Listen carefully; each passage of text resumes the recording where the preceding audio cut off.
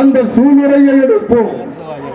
தமிழ்நாட்டிலே ஒரு ஆட்சி நல்லாட்சி வர வேண்டும் என்று சொன்னால் அது மாண்புமிகு எடப்பாடியாருடைய தலைமையில் அதிமுக இரட்டை இலை ஆட்சி வர வேண்டும்.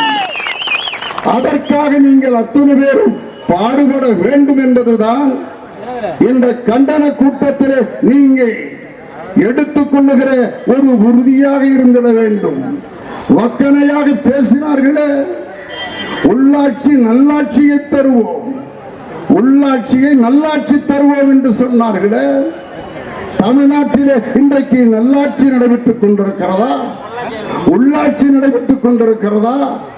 ஏன் இந்த பகுதியிலே உள்ளாட்சி எப்படி நடைபெற்றுக் கொண்டிருக்கிறது? அது சட்டமன்ற உறுப்பினர்கள் கூட மேலோட்டமாக சென்றார்கள். நான் மேலோட்டமாக சொல்ல வேண்டிய அவசியம் எங்களுக்கு கிடையாது. அண்ணா